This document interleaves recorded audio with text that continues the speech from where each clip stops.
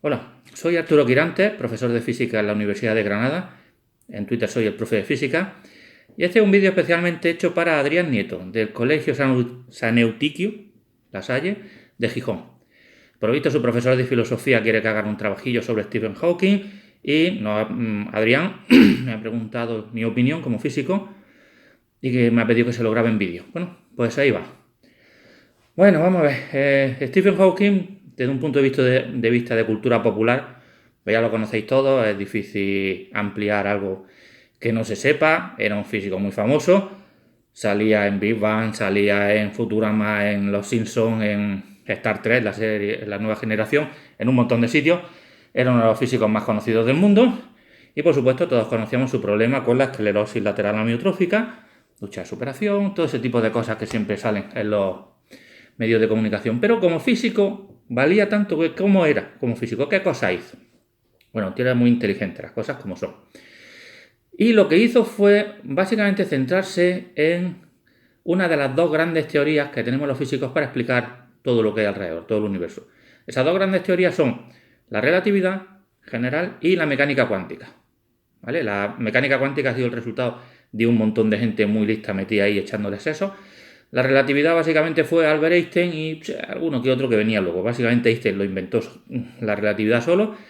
Y entre eso y que había y hay muchísimas más aplicaciones prácticas de la mecánica cuántica que de la relatividad, pues digamos que la relatividad está un poquito más ahí atrás, sí, para bichos raros que tengan ahí mucho coco para las matemáticas, pero no se desarrolló mucho.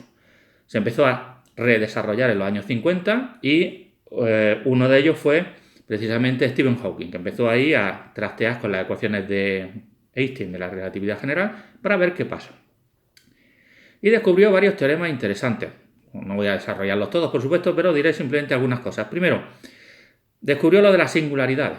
Es decir, hay puntos en el espacio donde si la masa está muy concentrada, el propio espacio-tiempo deja de existir. Es decir, es como si ahí estuviéramos dividiendo por cero. Ahí pasan cosas raras. Bien, pues esas cosas raras es lo que llamamos agujeros negros. Hasta entonces los agujeros negros eran simplemente algo matemático, algo que aparecía de las ecuaciones y ya está. Stephen Hawking no cogió esas ecuaciones y dijo, vamos a darle un poquito carta de naturaleza a esto, a ver que realmente cómo es un agujero negro, qué propiedades tiene, ese tipo de cosas. Y descubrió varias cosas interesantes. Una de ellas es que cualquier objeto, estas gafas mismas, están caracterizadas por un montón de propiedades, carga, temperatura, posición, todo lo que quieras. Un agujero negro solo se describe con la masa, la carga eléctrica y el momento angular, la medida de la rotación del cuerpo. Nada más, no tiene ninguna otra propiedad. Dos agujeros negros que se han formado de modos distintos con materiales distintos son iguales si tienen la misma masa, carga y momento angular. Y a partir de esas tres únicas propiedades se puede desarrollar un poquito la mecánica de los agujeros negros. El agujero negro por antonomasia es el Big Bang. Einstein sacó las ecuaciones y Hawking vino a demostrar que, bueno, que había habido una singularidad inicial, es decir, que toda la masa del universo estuvo concentrada en un punto, que es lo que llamamos Big Bang. Y que no es como pensamos habitualmente, que está el espacio ya y de repente una zona hace ¡pum! Y aparece toda la materia. No. En ese instante, en el Big Bang, se creó el espacio y el tiempo. No tiene, según Hawking y otros, por supuesto, no solo él, no tiene sentido decir qué había antes del Big Bang. Antes del Big Bang no había nada, no había espacio, no había tiempo. El espacio y el tiempo se crearon en ese instante. De manera que cuando la rubia Penny, la de los chicos de Big Bang Theory, dice, sí, conozco a Stephen Hawking, es el tío ese de la silla de ruedas que inventó el tiempo. Es divertido, pero en cierto modo no está tan desencaminado, porque Stephen Hawking intentaba describir las condiciones iniciales del tiempo. Por lo cual, él era ateo, decía que, bueno, agnóstico, decía que Dios no existía. No es que Dios no existiera, sino que no era necesario en las ecuaciones para explicar el Big Bang. Es decir, el Big Bang existía, no había nada ni nadie que lo hubiera creado antes, de manera que no hacía falta la existencia de Dios para él. Personalmente, creerán en Dios, no creerán en Dios, no lo sé. Pero como físico, vio su ecuación y dijo, mira, aquí no hay condiciones de contorno, el espacio-tiempo se crea y no hace falta que haya alguien ahí creándolo. Bien, y una vez que construyó los agujeros negros, empezó a deconstruirlos. Porque estamos acostumbrados a que los agujeros negros son pues, esos bichos que se lo tragan todo y no devuelven nunca nada. Pero eso es porque para estudiar los agujeros negros se suele usar sobre todo relatividad. Bien, resulta que la relatividad y la mecánica cuántica, las dos principales teorías del siglo XX para la física, son incompatibles entre sí. Tú puedes explicar cosas mediante relatividad, puedes explicar cosas mediante mecánica cuántica, pero si necesitas los dos tipos de sistemas, de ecuaciones, para explicar algo, las cosas fallan. Y los agujeros negros se explicaban mediante relatividad, pero nadie sabía meterle mecánica cuántica. Incluso Hawking lo hizo solo de modo aproximado, porque no tenemos una teoría que unifique la relatividad y la gravedad. No hay la relatividad es mecánica cuántica, pero no hay una gravedad cuántica. Einstein se pasó los últimos años de su vida buscándola, no la encontró y nadie después de él ha tenido éxito. Pero a pesar de eso, Hawking usó la mecánica cuántica para describir un problema que le planteó un tal Jacob Bekenstein en el año 70. Ese hombre, viendo los agujeros negros, veía que había ciertas propiedades de los agujeros negros que se podían explicar como si fueran leyes de la termodinámica. Es decir, la masa, un agujero negro aislado, es constante, igual que lo es la temperatura de un cuerpo aislado. Hay una ley de conservación de la energía en agujeros negros, igual que la primera ley de la termodinámica, de que la energía interna se transforma en calor y en trabajo, y había una especie de análogo a la entropía, que está relacionada con la superficie del agujero negro. La idea era que si tú tiras un objeto a un agujero negro, ese objeto desaparece, su entropía también, y el efecto es que la entropía del universo disminuye, que es una clara violación del segundo principio de la termodinámica.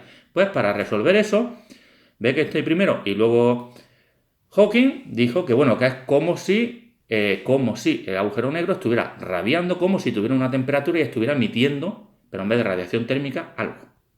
Claro, eso entraba en contradicción con lo que sabíamos. Los agujeros negros chupan todo, no sueltan nada, nada sale de un agujero negro. Bien, pues el fenómeno conocido como radiación de Hawking explica eso. Y viene a decir que si esta es la superficie del agujero negro, en cualquier punto del espacio se están formando pares, partículas, antipartículas que aparecen y desaparecen, se crean y se destruyen. De manera que el balance de energía no se altera. Pero si se crean y se destruyen muy cerca a un agujero negro, una de esas partículas puede salir hacia afuera y la otra caer. De manera que, para un observador de fuera, es como si el agujero negro estuviera radiando partículas. La energía de esas partículas proviene de la gravedad del agujero negro, de manera que, a efectos prácticos, nosotros lo que vemos es que el agujero negro está soltando partículas. Con lo cual, no es aquella aspiradora infalible que conocemos, sino que tarde o temprano los agujeros negros se van a ir desintegrando, van a ir soltando toda su energía. Un agujero negro del tamaño del Sol tardaría eso en hacerlo una cantidad enorme de tiempo, muchísimo más que la edad del universo, pero un agujero negro que se hubiera creado en el Big Bang con el tamaño de una montaña aproximadamente se podría evaporar. Las etapas finales sea un estallido de radiación, rayo gamma, rayo X, y eso lo podríamos detectar. Es lo que estamos buscando. Todavía no está claro, pero por lo menos nos ha dado alguna pista de cómo son los agujeros negros en realidad y cómo podemos buscarlos. ¿Vale? ¿Qué pasa? Que aplicaciones prácticas, pues siempre estamos buscando aplicaciones prácticas a las cosas, pues no parece que tenga. Pero en física teórica no se buscan aplicaciones prácticas, lo que se busca es comprender el universo, comprender cómo son las cosas, tener un panorama lo más completo posible de qué es lo que hacen que las cosas sean como sean. En ese sentido, Stephen Hawking fue uno de los mayores impulsores de esa parte, de la relatividad, de agujeros negros, y se fue a los agujeros negros básicamente porque era una zona donde la relatividad tiene efectos apreciables. Es decir, de esas dos grandes teorías, la mecánica cuántica está súper trillada, todavía hay mucho trabajo ahí, pero está bastante controlada. La relatividad todavía está un poco en pañales. Y si os acordáis de la peli Interstellar está basada en una cosa parecida, es decir, un científico que tiene que unificar la relatividad y la mecánica cuántica, en ese caso para salvar a la humanidad. Ya está un poquito pasado de rosca, pero bueno, la idea es esa. ¿Vale? Y el guionista de Interstellar, o el asesor técnico, es Kip Thorne, que recibió hace poco el premio Nobel de Física por descubrir las ondas gravitacionales, y que está un poquito interpretado en la peli por el profesor ese al que le da vida a Michael Kay. O sea que está todo bastante imbricado. No que no enrollarme más, ya llevo casi 10 minutos, pero para terminar, como este vídeo está basado en un ejercicio de filosofía, pues bueno, pensar en las implicaciones filosóficas de las cosas que dice Stephen Hawking. No ya que los agujeros negros duren más o duren menos, sino de que no es necesario un creador para explicar el principio del universo. Para explicar el universo. ¿Por qué las cosas salen de donde son? Pues mira, ecuaciones y a callar. ¿vale? Eso no quiere decir que Dios no exista. O no existe, o existe, pero se limitó a escribir las ecuaciones del universo y dejar que se desarrollara por sí solo. ¿Qué pasa? Que cuando una persona como Stephen Hawking está trabajando ahí en el límite, en la punta de la lanza, digamos, de la ciencia, pues claro, lo habitual es intentar extrapolar. Es decir, veo lo que veo, pero ¿por qué? ¿Qué hay detrás? ¿Qué sentido tiene? ¿Existe un creador? ¿No existe un creador? ¿Qué propósito tiene el universo? Todo ese tipo de cosas. Lo que ha hecho Einstein, lo que ha hecho Hawking, lo que ha hecho un montón de gente.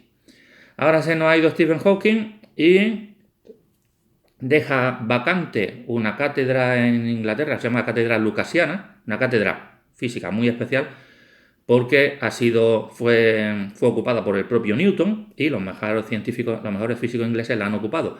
Él la ha ocupado durante muchos años, no sabemos quién será el próximo, quién será iba a decir el sucesor, el heredero de Stephen Hawking, y el heredero intelectual, por supuesto, ¿no? Pero lo cierto es que después de Stephen Hawking nos quedamos en plan, ¿ahora para dónde tiramos? ¿No? Hay gente muy lista que va a seguir para adelante, pero a la que le queda muchísimo camino por recorrer porque, ya os digo, unificar la mecánica cuántica y la relatividad es el gran reto de la física del siglo XXI como la fue del siglo XX. A Stephen Hawking le cabe el honor de haberse acercado bastante. Queda un montón de camino, pero por lo menos él dijo, oye, que aquí la relatividad la tenemos poquito trabajada, vamos a seguir un poquito para adelante. Así que bueno, si fuéramos creyentes, podríamos decir que Stephen Hawking está en el cielo, que se ha metido en el interior del agujero negro tomando notas. Imaginaos ahí descubriendo los secretos del universo y diciendo, anda, o sea que era esto, jolines. Bueno, pues algún día descubriremos eso y nosotros también diremos, jolines. Y las cosas serán como se las imaginaba Hawking o pueden ser de una manera totalmente distinta, que es lo divertido en este negocio de la ciencia, que sabes por dónde empieza pero no sabes por dónde acaba. Stephen Hawking tuvo la mala suerte de sufrir una enfermedad paralizante, pero la buena suerte dentro de esa mala suerte de que le gustaba muchísimo una actividad, la física teórica, en la que lo único que necesita es el cerebro y todo lo demás son accesorios. Bien, pues eso es básicamente todo, Adrián. Espero que te vaya bien en este vídeo, que te sirva de algo. Voy a aprovecharlo para mi canal de YouTube, ya que estamos. Y, profe, yo creo que esto se merece un puntillo extra, por lo menos, ¿no? Por el esfuerzo. Así que saludos, Gijón, y hasta la próxima.